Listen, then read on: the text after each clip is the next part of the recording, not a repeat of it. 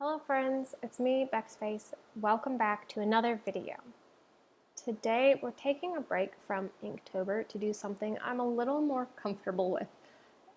I mentioned in a previous video that this October I'm working on a series of paintings, all in black and white to kind of keep with those October, Inktober kind of vibes. And each painting is going to represent or depict one of my favorite cryptids or monsters or a piece of folklore or urban legend kind of thing. So it's going to be a series of just really spooky and dark paintings, all in black and white. But I've also been trying to incorporate at least one other color in each painting. So the last one I did, if you've not seen that video, I'll link it in the description, was a video painting of Mothman, which was really fun, and I really enjoyed that one. So today I'm painting one of my favorite cryptids, which is the Wendigo.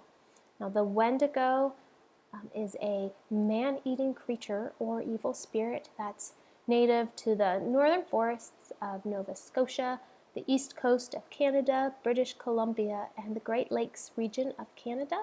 They're associated with the north, the cold, gluttony, starvation, greed, all those kinds of things.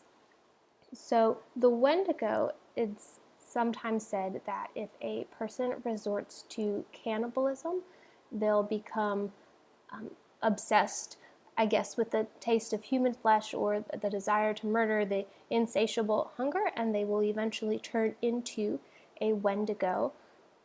And because of that, Wendigos are associated with greed, insatiable hunger, of starvation, so they're seen as very gaunt and emaciated, sometimes having characteristics of a human and sometimes not.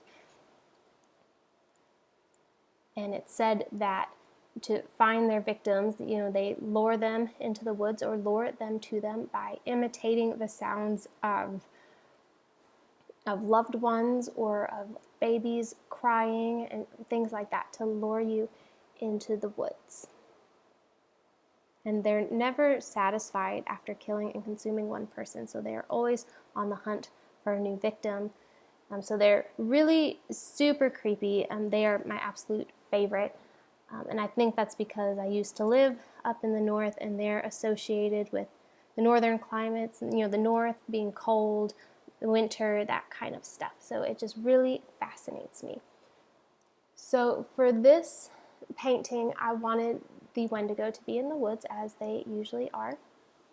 So along with my black and white paint, I also have some blue in there that I used for the sky, so it could be more of a cool toned gray to kind of depict the cold and the, I guess, northernness of the area, because I wanted it to seem very cold.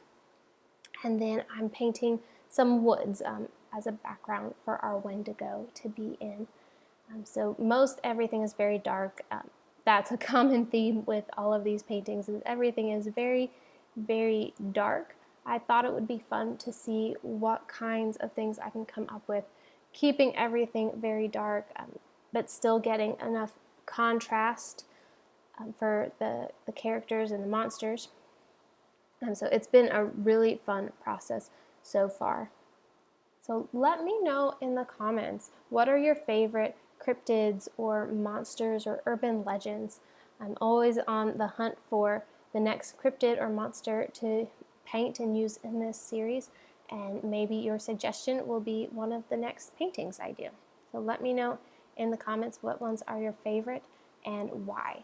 And also let me know, have you heard of Wendigos? Are you familiar with that folklore? Let me know. Now I'm on to actually painting the Wendigo.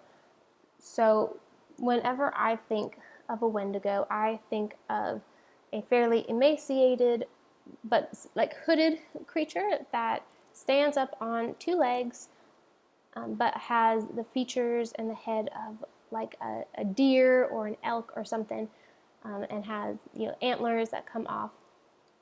So I'm trying to portray that here of a cloaked figure with antlers. And I don't do a whole lot more details other than that because I really just wanted it to be the shadow coming out of the forest. But I did use bright white for the eyes. I wanted to give that feeling of, you know, you're alone in the woods and walking through the woods and you just see a shape and eyes staring back at you. I thought that would be the best way for me to portray the Wendigo. Because for a lot of the cryptids and monsters, you know, we don't really know for sure what they look like. We just have like these assumptions and speculations. So, and I imagine if you did see one or catch a glimpse of any one of these cryptids or monsters, it would be more of a black shape, you know, something in the shadows that gives you, you know, the kind of, you have the vague feeling of, oh, this is what I saw, but you can't really make out a lot of detail. So I wanted to capture that in this painting. So if you've not looked on YouTube for videos of like Wendigo sightings or videos of Wendigos and people who think they've seen them, you really need to, because they are fascinating and terrifying, honestly. I spend more time than I should admit watching about Wendigo sightings or reading creepypasta that center around Wendigos. It's just really fascinating, and I definitely recommend that you look some of that up if you're in for a good creep fest. I hope you enjoyed this video. If you did, make sure to hit that like button, and if you want to see more videos like this, be sure to subscribe to my channel. I upload new videos every Monday and Thursday. Thanks for watching. Bye!